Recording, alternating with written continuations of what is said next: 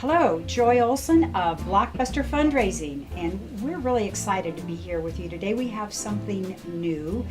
We have a new development director here in the studio, and she's a lovely young woman, and she is just getting ready to prepare for a new event.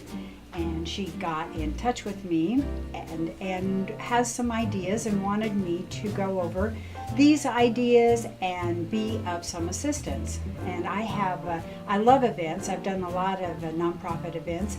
I love building events, so it's my great pleasure to try to help her a little bit today, and I hope I do. I love the organization that she's involved with. In fact, I'm even on their board. But first and foremost, about events, and I haven't asked her yet because that's going to be the second part of our program. But what I need to find out from her is, what is the purpose of this event? Do they want more members? Do they need more money? Do they have a brand new project that they want to tackle? And they want to get extra capital in the doors. Or do they just want to celebrate some wonderful happening at the organization? So there are a lot of different purposes that an event can have, but when you are planning an event, you have to be very clear with your purpose. And as a development director, you need to sit down with your executive director, and perhaps there are people on the board that you need to work with. You need to be all on the same page. What do you expect or want from this event? That's particularly important for a development director to really have a good handle on, because you can't be all things to all people. And oftentimes as a development director, you are invited to attend the board of directors meeting, and some enthusiastic, wonderful board member will come up with this idea, say, oh, I just attended such and such event, and I think this is something we should do. And as a development director, well, number one, you have to make sure that that idea suits your mission. And if you're lucky enough, you can put it in the plan for the following year. But if you're a brand new development director that's just come on board and somebody says, we need an event, then you get started. So main point there was purpose. Know your purpose and make sure everybody is agreed on that purpose, because that purpose is going to lead into the goal. And you want to get a clear idea of what your goal is going to be.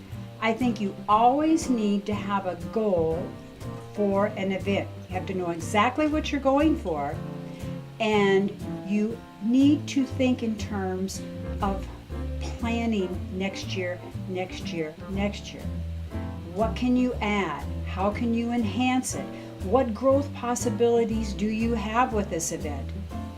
If there are no growth possibilities, possibly this event is a waste of time. That's something to think about, because if you're going to take your time and your effort, you have a purpose and a goal, you want to be able to build on this event. Now, really important, do you have a budget to work with? Because this can be a big stumbling block. If you're expected to put on an event, you've got to have a budget. I mean, you've got your direct mail pieces. That means stationery, letterhead, printing. Thank goodness email is much more cost effective, and thank goodness your social media is more cost effective. But listen, you're going to need a budget, and you have to consider sound, you have to consider a venue, on and on and on. So you need to sit down and now figure out exactly what this event entails and how are you going to pay for it, because your board of directors and your executive director do not want to be surprised by this huge budget item that nobody's figured out how to pay for or didn't know it was coming in. So budget's really important. Leadership. who's going to lead this event? Who is the key person? This is important because too many chefs in the kitchen, ruin the dinner. That never happens in my house because there's only one chef. But in an event, you need a leader. You really do. And perhaps it's with my new development director today. Since she's so new, she'll probably work in tandem with her executive director, and they will lead together. If you have done quite a few events, you can lead alone, but you need to know who the leadership is.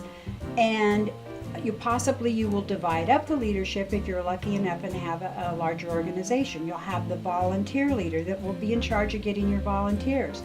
You'll have the vendor leader who will be in charge of making sure that everything works right with your vendors and your location. You will have a sponsorship person that will go out and help you attain sponsors for this particular event. So if you're lucky, you will have a committee that will help. And if I don't know whether my development director they're planning any kind of auction possibilities, but then if you want a nice silent auction when people are there, then you have to have somebody that goes out and gets the auction items. So you have to have your leadership, and you have to know who's doing what. Target audience. Who is your target audience? You've got to know this. Perhaps you've already figured this out with your purpose and your goal, but now's the time to really review who is your target audience. Are they grandparents? Are they parents? Are they business people? Are they educators? Are they foundations? Who is your target audience? And what do you want from them? Okay, so know your target audience. Setup. Who is going to take care of the setup? Every event needs a setup committee, and you need to rehearse it and go through it and think it through because it's terribly important. One of the first huge events that I did, it was so exciting. I was with PBS, and it was Deepak Chopra was coming to town. It was so exciting. It was in July, 110 degrees, and guess what? The facility's air conditioning went out. Well, we had to move it, and we moved it to a college stadium. We were really lucky. We had time to call in the cleaners, get everything cleaned, everything done. And then a fine friend in my life who'd been with Search and Rescue said to me, "Joy, what are you doing about parking?" Parking? I just figured it was university and parking would kind of take care of itself. Well, thank goodness my friend had different ideas and flashlights and directions and got everybody in and out. And thank goodness that somebody asked about parking. So setup, brainstorm your setup. Who's going to be there? How many people? Do you have enough parking? You get the picture. Setup is important. Marketing. And my friend, the development director, has lots of questions about marketing, and we're going to get to that in the next segment. But that's very important. Are you going to use direct mail? Are you going to use email? Are you going to use social media? Television? Radio? There are lots of different communications and marketing channels. Which ones are you going to use? Which ones can you afford to use? Back to the budget. All right, sales. Who is going to be in charge of selling? Because you're probably going to have tickets. So where are the people going to buy their tickets? Who is in charge of that? I mean, you've got to link up everything, your web page, maybe your Facebook page. Everybody's got to know where they can come to easily buy a ticket, get a ticket to your event. So that's very important, sales. and who's going to be in charge of that, and linking all of your marketing channels together, because people want to know where your event is, when it is, and how much does it cost to get it, and what time is it. So, okay, now let's talk about practicing. If you can, rehearse your event. I know with our auctions, we're lucky enough at my last development position that we were able to rent the venue for a day and a half. And we were able to set up and practice and practice our traffic control patterns and what was going to happen, and shift this here and shift this there. And that is very important practice. And your registration, I can't even tell you how important that is to practice. And I think we're going to come back a little bit later in this workshop to talk a little bit more about registration. But make sure that you have enough area and easy to get around that people can get in your event. They can register, they're there. Don't forget registration. And have welcome packets. Have something there that the people are going to want to sign in. And when they sign in, for heaven's sakes, get their email address. Make sure that you find some way to connect with all your event attendees, because you don't want them coming and going and you have no way to follow up. This is such an important point. And if you can, and your event, and maybe you have young parents that is your target audience, ask them if they would mind giving you their cell phone, and you can text them. Ask permission to text information about what you're doing so they can keep in touch with you. Just make sure that your registration area is easy, that people can get through, and make sure that you have something that you can give them so you can exchange information. You give them information and they give you information, so everybody's happy.